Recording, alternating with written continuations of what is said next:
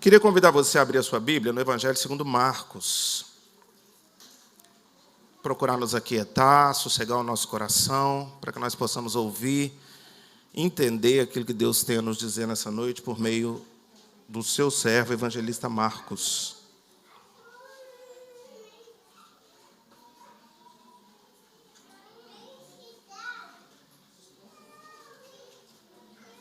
Marcos capítulo 1.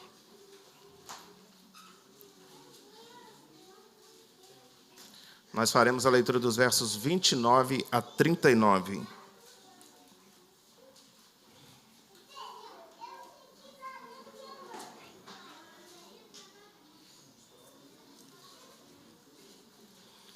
Marcos capítulo 1, versos 29 a 39. Eu farei a leitura, os irmãos, por favor, acompanhem em silêncio, com reverência, a palavra do Senhor que diz assim. E saindo eles da sinagoga, foram com Tiago e João diretamente para a casa de Simão e André.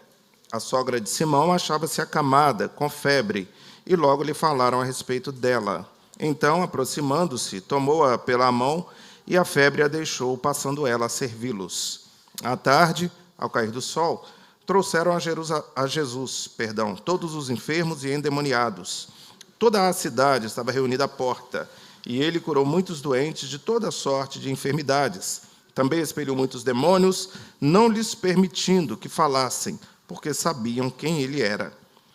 Tendo-se levantado alta madrugada, saiu, foi para um lugar deserto e ali orava.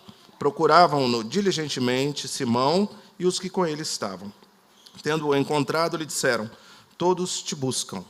Jesus, porém, lhes disse: vamos a outros lugares, às povoações vizinhas, a fim de que eu pregue também ali, pois para isso é que eu vim. Então foi por toda a Galileia, pregando nas sinagogas deles e expelindo os demônios. Apenas até aí. Vamos orar mais uma vez? Senhor, nosso Deus, nosso Pai, Pai do nosso Senhor e do nosso Salvador Jesus Cristo, nós estamos aqui na Tua presença, Deus, com a Tua palavra aberta diante de nós. E nós precisamos ouvir aquilo que o Senhor tem a nos dizer. Nós estamos, Deus, iniciando uma nova semana. Nós temos muitos compromissos nos aguardando no decorrer dessa semana, muitas decisões a serem tomadas, escolhas a serem feitas.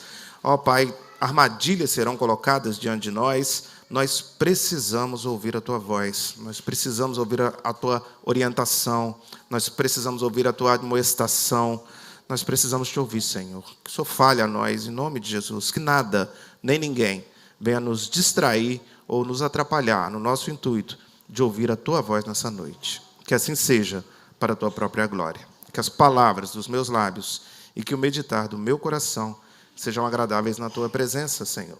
Rocha minha e Redentor meu. Irmãos, nós estamos então no terceiro domingo dos 5 domingos que nós temos no mês de outubro. Dos 5 domingos que nós temos no mês de outubro, e nos quais o Conselho achou por bem que nós trouxéssemos nesses 5 domingos 5 solas da Reforma Protestante, uma vez que no último dia desse mês nós estaremos celebrando o dia da Reforma Protestante. Então, hoje nós estamos entrando no terceiro sola. Os irmãos vão se lembrar que no primeiro domingo nós falamos sobre a inerrância da Escritura, sobre o fato de a Escritura Sagrada ser suficiente, inerrante, e ser a única palavra de Deus autorizada pelo próprio Deus, acima de culturas, de igrejas e de qualquer ser humano. Na semana seguinte, na semana passada, nós falamos sobre a fé, sola fide. Por quê? Porque a palavra nos diz que a fé vem pelo ouvir e ouvir a palavra de Deus. Então, nós conhecemos a Escritura e pela Escritura, por meio da Escritura, nós, então, somos agraciados com a fé. E essa fé, imediatamente, nos leva, então, ao autor e consumador dessa fé, que é Jesus Cristo, nosso Senhor. Então, hoje nós vamos trabalhar com o tema Solos Christus, somente Cristo. Somente Cristo é o autor da nossa fé. Somente em Cristo o pecador arrependido encontra a redenção com um Deus que é totalmente justo e santo. Mas veja, irmãos, disso nós sabemos. Isso nós temos aprendido ano após ano, semana após semana. Então, qual seria a minha proposta, então, aos irmãos nessa noite? Minha proposta aos irmãos nessa noite é que nós tirássemos os olhos dos solos cristos no seu sentido restrito, e o seu sentido restrito é, repito, para que fique bem claro, o seu sentido restrito é somente em Cristo o pecador caído encontra redenção. Porque nos dias da reforma, ou pré-reforma, a igreja dominante apregoava que a salvação poderia ser também alcançada por meio dos nossos próprios méritos, pela compra do nosso perdão. Os pré-reformadores e os reformadores pregam, então, ensinam, então, trazem, então, dentre as 95 teses que foram pregadas à porta do castelo de Wittenberg, que somente em Cristo nós somos justificados. Esse é o sentido estrito dos solos cristos. Mas, como você já sabe disso, eu queria abrir um pouco os solos cristos nessa noite. Eu queria convidar você a que nós pudéssemos olhar para o somente Cristo sobre alguns aspectos mais gerais, mais amplos dentro da vida cristã. Olhando para esse texto e para tudo o que acontece aqui, nós vemos pelo menos aqui 3 momentos dentro desses versículos. Então, olhando para esses 3 momentos que ocorrem aqui dentro desses versículos, eu queria convidar você a olhar para o somente Cristo, enxergando não apenas a justificação que se dá, a nossa justificação que se dá por meio de Cristo, mas a responsabilidade, as implicações que recaem sobre nós, uma vez que nós entendemos o somente Cristo. Eu não sei se eu me fiz claro, mas à medida que nós formos caminhando pelo texto, você entenderá de uma maneira mais clara aquilo que eu estou propondo aqui. Eu estou propondo, irmãos, que nós não nos apeguemos meramente ao conceito teológico do somente Cristo. E de que nós, então, tomemos posse, como diriam os nossos irmãos pentecostais, dessa bênção, dessa afirmação, dessa que é uma das 5 bases da Reforma Protestante, somente Cristo, e apliquemos essa realidade à nossa vida. Nós vamos fazer isso para que nós possamos capturar de uma forma mais tranquila e segura. Nós vamos fazer isso em 3 passos. Então, o primeiro passo da minha proposta, dessas implicações que recaem sobre nós, uma vez que nós compreendemos e somos agraciados pelo somente Cristo, é de que os solos Cristos implica em serviço ao reino. Então, o somente Cristo não encerra no ato de nós sermos alcançados pela graça de Deus em Cristo. Após isso, após a nossa conversão, após nós termos os nossos pecados perdoados, pesa sobre nós algumas responsabilidades. Como diria aquele super-herói dos quadrinhos, com muitos poderes, ou com grandes poderes, vêm grandes responsabilidades. O grande poder que nós recebemos é sermos justificados tão somente pelo sacrifício de Cristo. E as grandes responsabilidades que nós recebemos, ou a primeira delas, é que somente Cristo implica em serviço ao reino. Versículos 29, 30 e 31. E saindo eles da sinagoga, foram com Tiago e João diretamente para a casa de Simão e André. A sogra de Simão achava-se acamada com febre, e logo lhe falaram a respeito dela. Então, aproximando-se, tomou-a pela mão, e a febre a deixou, passando ela a servi-los. Irmãos, o texto vai nos contar, vai nos dizer que Jesus, em um sábado, vai até a casa de Pedro, até a casa de Simão e André, e chegando ali, ele então encontra a sogra de Pedro ardendo em febre. O texto vai nos dizer tão somente que ela estava com febre.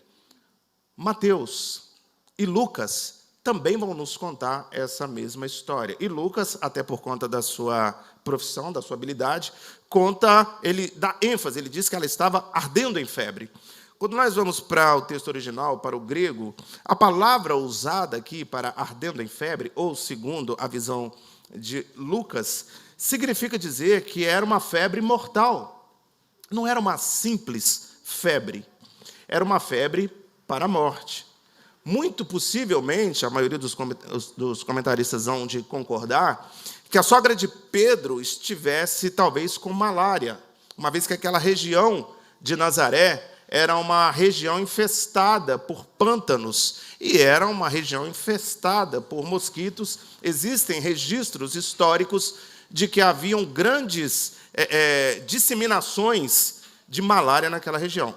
Então, é bem possível que a sogra de Pedro estivesse também com malária. E é bem possível, e o texto grego vai nos dar essa compreensão de que essa mulher caminhava para a morte. Mas o texto vai dizer, então, que Jesus chega até aquele lugar, que Jesus se encontra com aquela mulher, até então acamada, toma aquela mulher pela mão, e essa enfermidade, então, e a febre, consequência da enfermidade, deixa aquela mulher. E aquela mulher imediatamente passa a servi-los. Irmãos, nos causa alguma estranheza o fato de uma pessoa que acaba de passar por uma enfermidade para a morte, como era o caso dela, segundo tudo que eu acabei de relatar, possa imediatamente, após ser curada, passar a servir a Jesus e aos seus discípulos. Porque nós, pelo menos nós, os homens, quando nós temos uma febre, ainda que não seja para a morte, nós demoramos alguns dias, talvez semanas ou meses, para nos recuperar totalmente. Os homens que estão aqui sabem bem do que eu estou falando. Mas aquela mulher imediatamente passou a servi-los. Talvez numa primeira leitura, talvez em um olhar mais raso do texto, o que mais nos chamará a atenção é o milagre de Jesus, é a cura de Jesus. Mas não é sobre isso que eu gostaria de falar nessa noite. Até porque o Evangelho segundo Marcos está repleto de curas de Jesus. Marcos foi escrito para uma comunidade romana. Marcos é, dos 4 evangelhos, dos 3 sinóticos, o que mais relata curas e sinais de Jesus, porque ele é escrito para um público que queria ver movimento, que só pararia para ler se houvesse movimento. Então, Jesus em Marcos está andando o tempo todo, daqui para ali, curando daqui para ali. Então, eu não quero me ater na cura, eu quero me ater naquilo que é o resultado da cura, que é o fato da sogra de Pedro, imediatamente após a sua cura, passar a servir a Jesus e aos seus discípulos. Irmãos, o solos Christus, o somente Cristo, o ser salvo por Cristo, implica em servir ao reino. Irmãos, nós não fomos chamados, separados, justificados, amados, apenas para sermos salvos. Nós somos chamados para servir ao reino, irmãos. Nós somos chamados para nos empenhar na obra do Senhor, para servir ao Senhor. Veja, é incoerente nós dizermos que nós temos um Senhor. É incoerente nós dizermos que nós somos comprados por alto preço, se nós não servimos a esse Senhor. Se nós temos um Senhor, isso obrigatoriamente nos leva à condição de servos. Uma coisa está ligada à outra. Se você olha para o solos Christus e de fato crê que somente em Cristo você é salvo, e que uma vez salvo, Jesus passa a ser o seu Senhor, você imediatamente se coloca na posição de servo. E se você é servo, você precisa servir, meus irmãos. Porque senão não faz o menor sentido a sua fé. Você está dizendo crer em algo que você de fato não pratica. Aquela mulher enferma como estava, tão logo foi curada, passou a servir.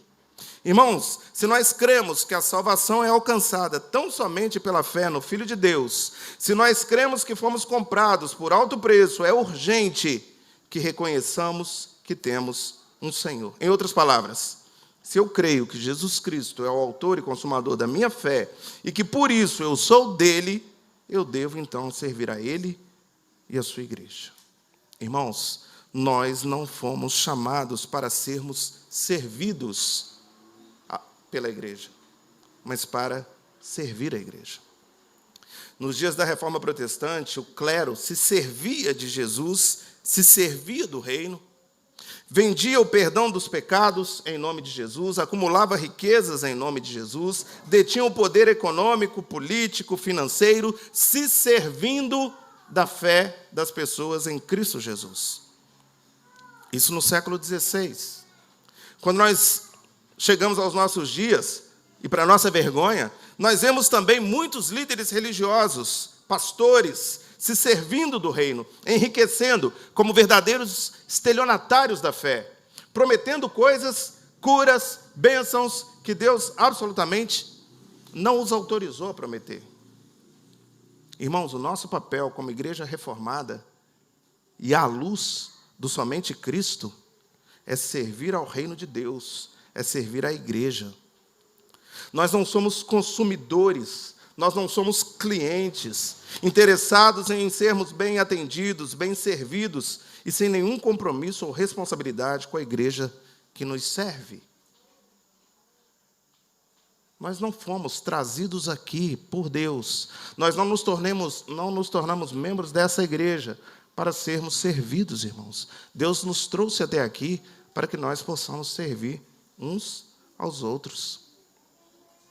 Mas o que nós vemos na nossa geração, na geração de crentes que anda por aí, não necessariamente nessa igreja, são crentes incapazes de se colocarem à disposição, de se oferecerem para ajudar, porque cada um está preocupado com seu próprio umbigo. Cada um está preocupado com as suas próprias coisas. Vocês querem um exemplo clássico do que eu estou falando? Nas próximas semanas, nós estaremos realizando aqui na igreja eleições para as sociedades internas, para a diretoria das sociedades internas. E o conselho estará indicando conselheiros e conselheiras para as sociedades internas e para os departamentos. O conselho não falou ainda sobre isso, não tratou ainda sobre isso, mas eu posso assegurar a vocês uma coisa. Nós vamos ouvir muito a seguinte frase: eu não posso assumir esse cargo, porque eu não tenho tempo. Eu não posso aceitar essa indicação, porque eu tenho outras coisas para resolver, porque eu não tenho habilidade, porque eu não tenho dom, porque eu não tenho isso, porque eu não tenho aquilo, porque eu não fui chamado para isso, porque eu vou arrumar confusão em casa, porque eu vou... Irmãos, eu não sei se você já observou, todo domingo, antes do culto, nós nos reunimos aqui com as pessoas que estarão à frente da igreja, as pessoas que estão escaladas para o louvor, aqueles que farão a liturgia, e nós oramos, e nós agradecemos a Deus, semana após semana, antes do culto, porque Deus nos escolheu para estar à frente da igreja dele, levando a igreja dele à adoração, claro que pela ação do Espírito Santo. É um baita privilégio, porque não precisávamos ser nós. Podia ser qualquer outra pessoa, mas Deus escolheu a nós para estarmos aqui na frente hoje.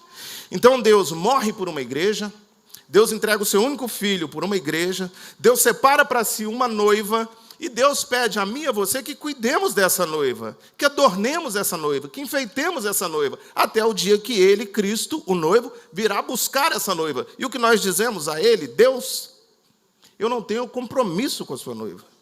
Eu não tenho tempo para cuidar da sua noiva. Eu tenho outras responsabilidades maiores para me dedicar. Irmãos, será que Deus não cobrará de nós a nossa falta de interesse, a nossa falta de dedicação, a nossa falta de serviço? Será que isso passará impune aos olhos de Deus? Nós olhamos para a sogra de Pedro, e apesar de o texto não nos dar muitas informações a respeito dela, nós podemos tirar aqui algumas imagens, algumas características a respeito dessa mulher. Por exemplo, essa mulher, muito provavelmente, não era uma mulher dotada de muitos dons de evangelismo, devia ser uma mulher mais simples. Naquela cultura, naqueles dias, a mulher ficava em casa, a mulher cuidava da casa. Não era uma mulher, certamente, que ia sair por aí pregando o evangelho. Aquela mulher não foi chamada de maneira nenhuma para ser uma apóstola. Aquela mulher não foi chamada de maneira nenhuma ao que o texto nos diz, para fazer curas e milagres. Mas aquela mulher foi chamada para servir ao reino de Deus, com as características dela, com a simplicidade dela, com a humildade dela, porque Deus usa aqueles que se disponibilizam, aqueles que dizem: eis-me aqui, envia-me a mim. Irmãos, não há hierarquia no reino de Deus. Não há hierarquia. Talvez algum tenha um dom, o outro tenha um dom um pouco diferente, mas todos podem ser úteis. Todos podem ser úteis. Todos podem servir a igreja. Existem maneiras diversas de servir a igreja e de servir a Cristo. Se você crê realmente que Cristo morreu por você, se você crê de fato no somente Cristo, você precisa servir a esse Cristo, a quem você chama de Senhor.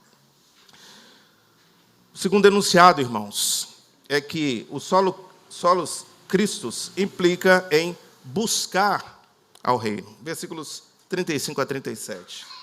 Tendo se levantado alta madrugada, saiu, foi para um lugar deserto e ali orava. Procuravam-no diligentemente Simão e os que com ele estavam. Tendo-o encontrado, lhe disseram: todos te buscam. Irmãos, o texto fala, Marcos narra que a mulher de Pedro, então, foi curada, passando imediatamente a servi-los. Logo depois, os versos 32 a 34, o texto vai nos falar a respeito de uma cura que Jesus faz, ou de curas que Jesus faz, a respeito de endemoniados e também de pessoas enfermas. Mas, como eu disse na introdução do sermão, esse não é o meu foco nessa noite.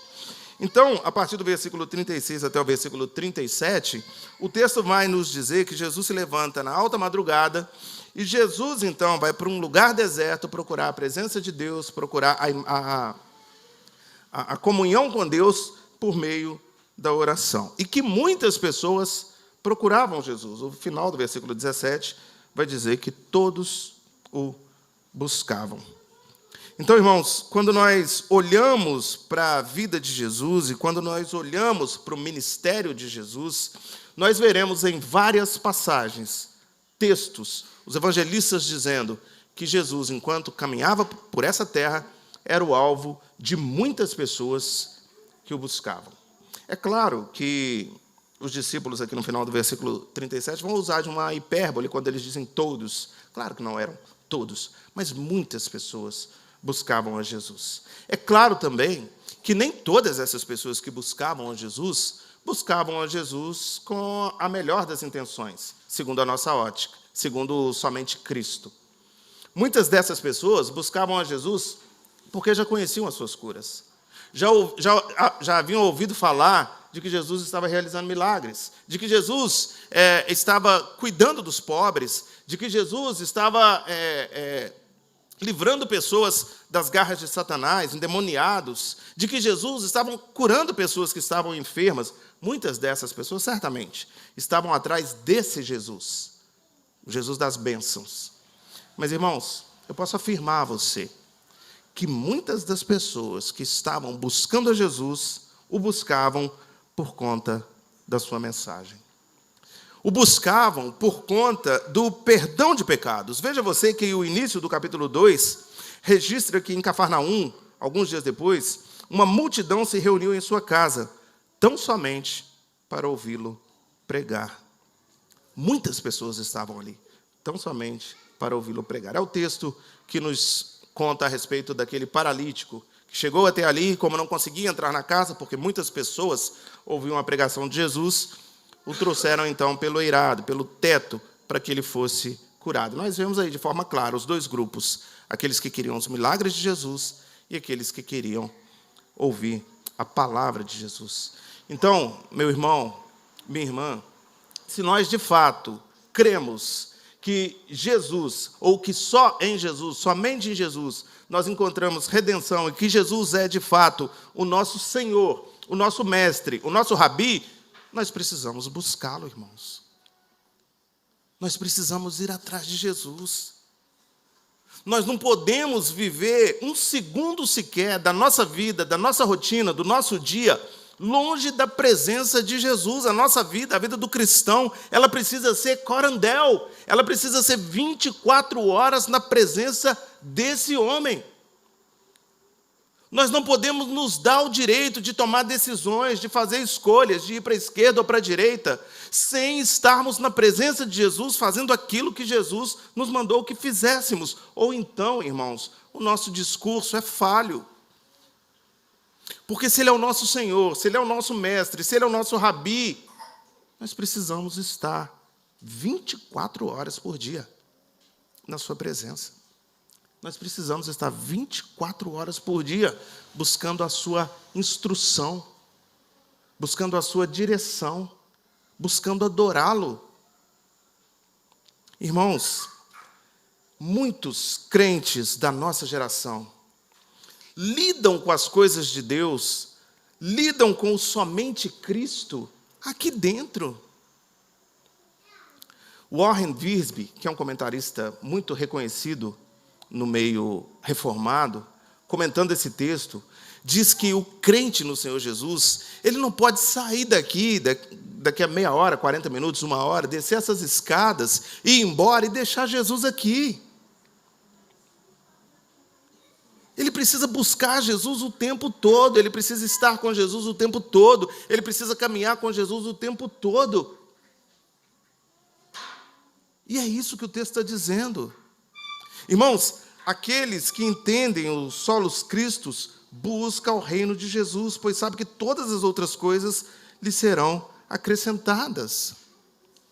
Mas o problema é que nós vivemos uma vida dupla, onde de segunda a sábado nós corremos atrás das nossas coisas, nós corremos atrás das nossas das lutas do nosso dia a dia, nós corremos atrás do pagamento dos nossos boletos, nós corremos atrás das nossas diversões, e nós só nos lembramos que existe um Deus, nós só nos lembramos dos solos Cristos, quando nós, no domingo, voltamos para cá e nos assentamos nesses bancos. Corandel, irmãos, 24 horas por dia na presença de Deus. Então, se nós entendemos, de fato, aquilo que os reformadores ensinaram tantos séculos atrás a respeito do somente Cristo ser o autor da nossa fé, o consumador da nossa fé, somente Cristo ser de fato o Filho de Deus, se nós não cremos na pregação dos papistas que colocavam o Papa como vigário, como representante de Deus aqui na terra, se nós não cremos nisso, se nós não cremos que nós temos uma senhora e nós celebramos um dia para essa senhora, se nós reconhecemos que nós não temos uma senhora, que nós temos um Senhor, então que nós possamos buscar a face desse Senhor diariamente, dia após dia. Irmãos, aqueles que buscam ao Senhor verdadeiramente, eles entendem que o reino de Deus já está em vigor, que o reino de Deus já está diante de nós.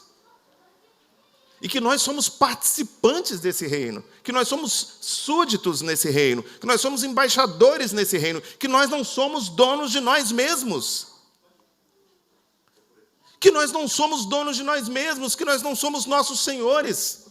Quando nós reconhecemos o somente Cristo, nós reconhecemos que no reino de Deus há apenas um Senhor, há apenas um trono, e que esse trono, irmãos, já está ocupado.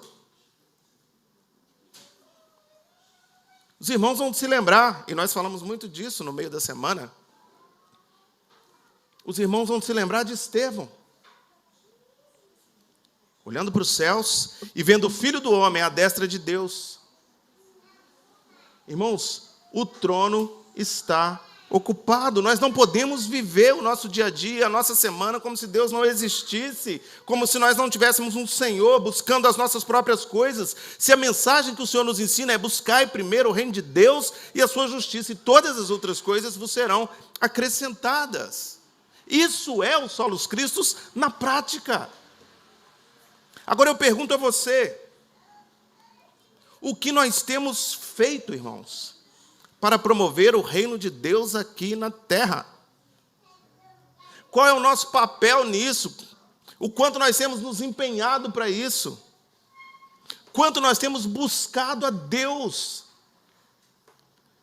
Qual é o grau do nosso interesse pelas coisas de Deus, pelo reino de Deus?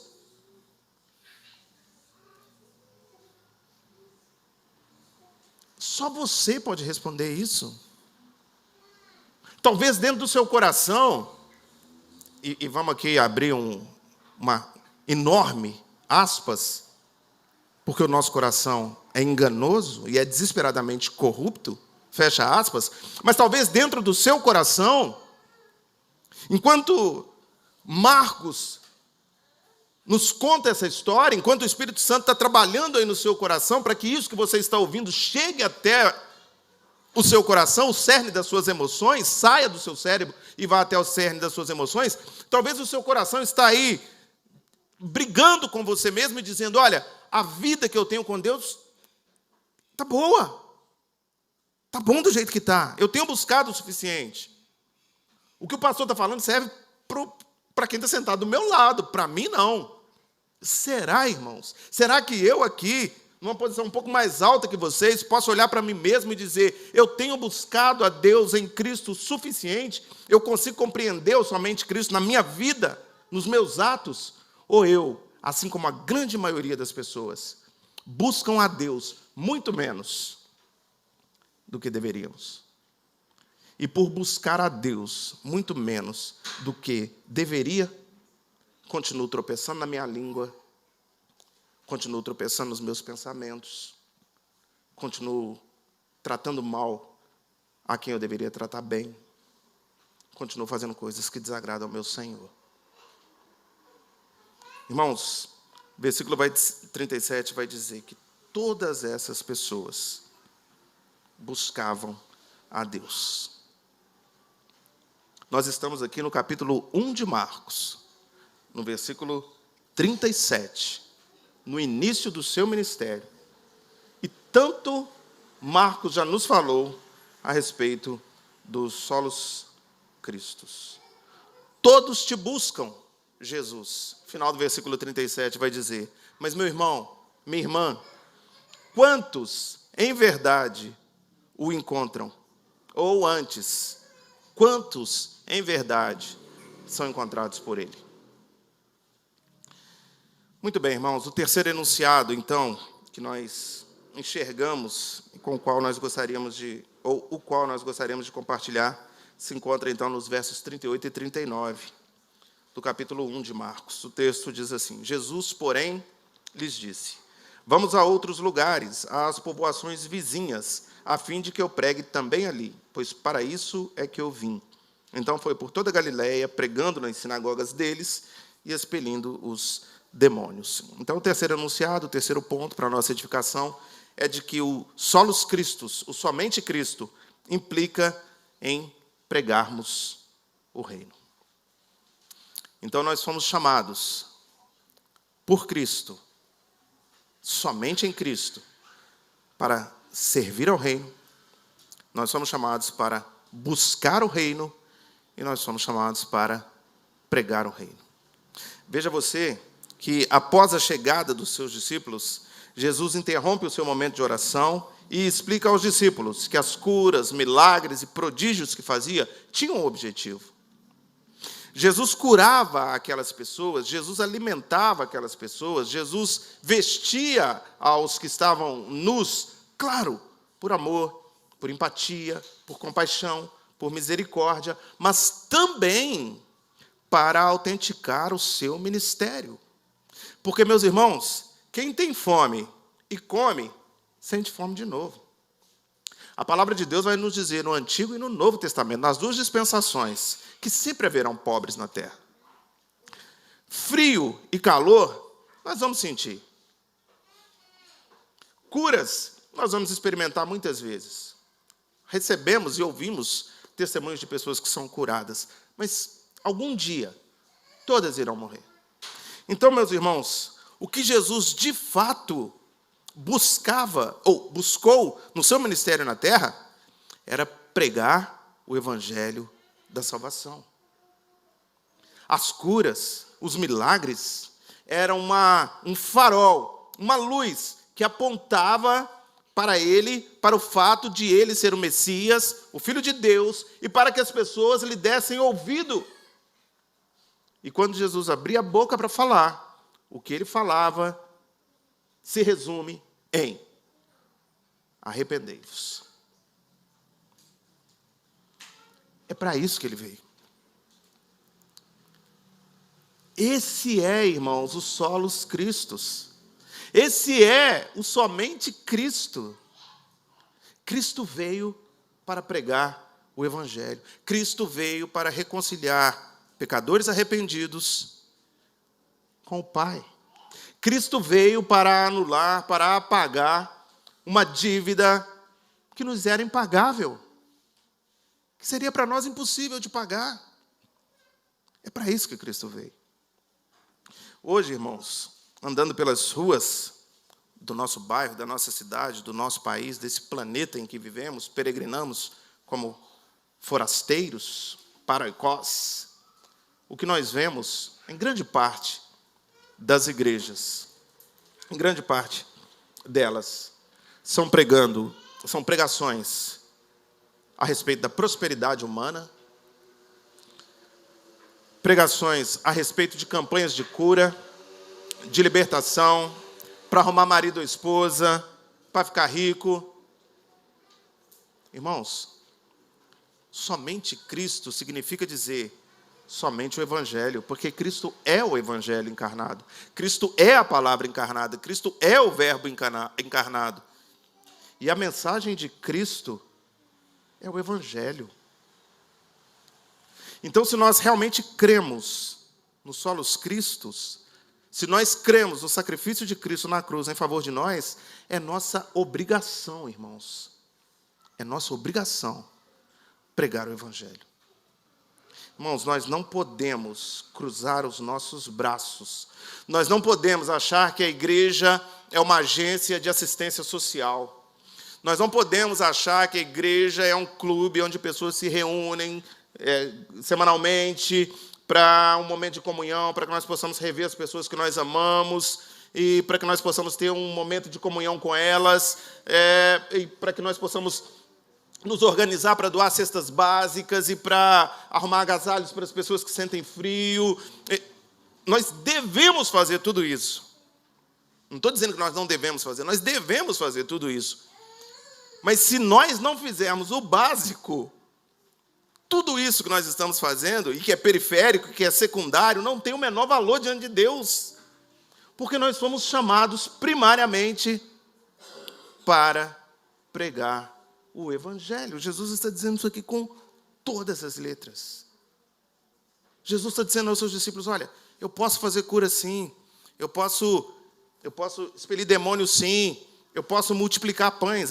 Daqui a pouquinho nós vamos ver isso, daqui a pouquinho, se você continuar a leitura do texto, né, não nós nessa noite, você verá que Jesus multiplicará pães e peixes. Ele fará isso, mas ele fará isso para que as pessoas entendam, aprendam, compreendam que aquele homem que está ali à frente dele, sem formosura nenhuma, segundo Isaías, era o Filho de Deus, era o Messias prometido. Então, Cristo nos ensina, no final do versículo 38, que nós, como igreja, o nosso papel como igreja, a nossa obrigação como igreja, é pregar o reino de Deus.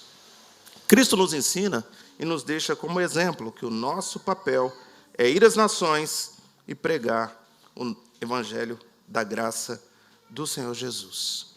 Irmãos, quando em algum momento da eternidade passada, a economia da Trindade, a Trindade Santa, se reuniu para definir as responsabilidades de cada uma delas na obra da redenção, não foi dito a Cristo que ele viria para saciar a sede dos sedentos, ou para matar a fome dos famintos. Não foi para isso que Cristo morreu, irmãos. Cristo morreu para que a raça humana, ou para que os eleitos dele dentro da raça humana, que estavam mortos em seus delitos e pecados, como nós temos visto aqui nos estudos bíblicos de quinta-feira, que estavam mortos em seus delitos e pecados, sem a menor condição de agradar a Deus, de se reconciliar com Deus, mortos que estavam. Cristo veio ao mundo para que essas pessoas recebessem o perdão de pecados, recebessem a sua misericórdia, a sua graça, e fossem feitas filhos de Deus. Então nós passamos da condição de filhos da escrava, de filhos rebeldes, para familiares de Deus em Cristo, para filhos de Deus em Cristo. E podemos dizer, então, Abba, Pai, essa é a missão principal de Cristo, pregar o Evangelho.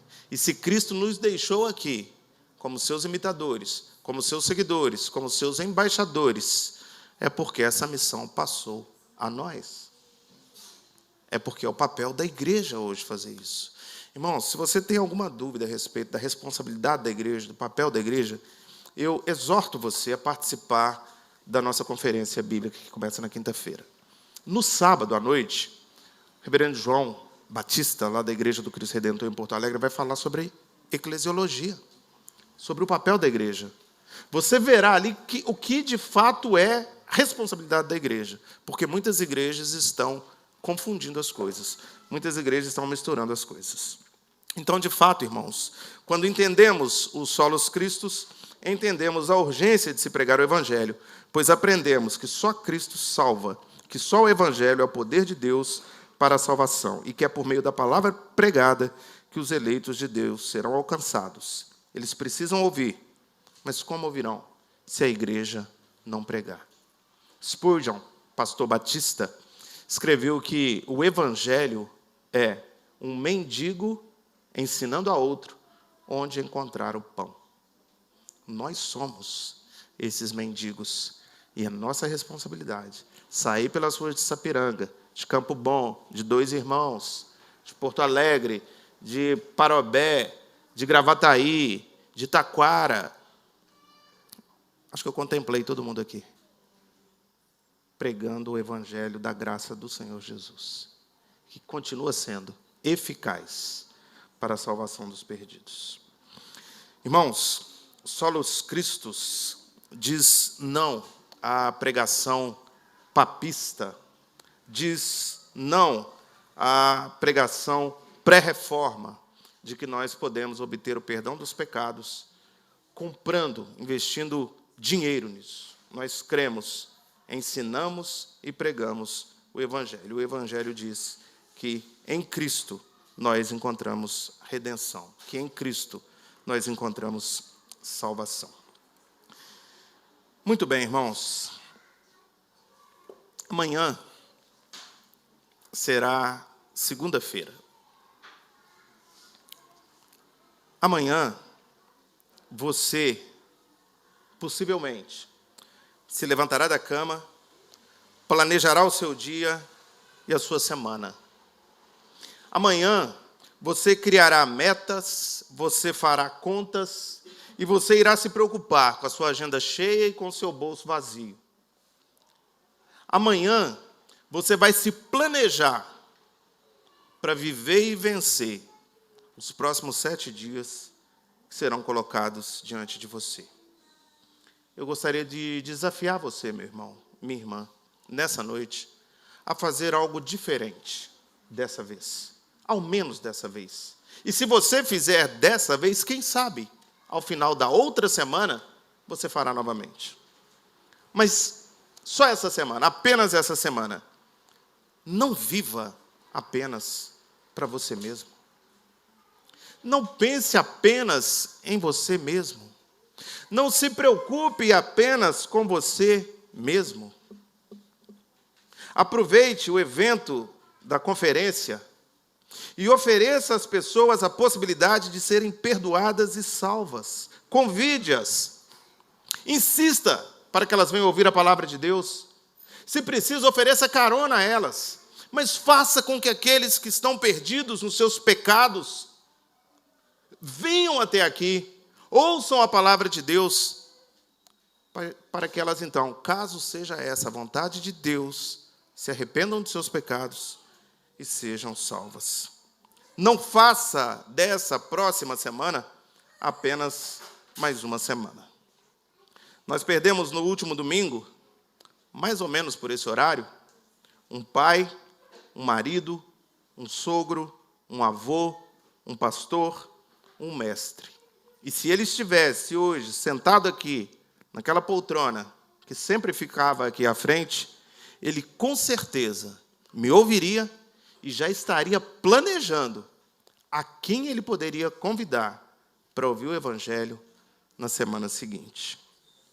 Meus irmãos, somente a fé em Cristo Jesus salva pecadores que, uma vez salvos, devem servir ao reino e à igreja com seus dons e talentos.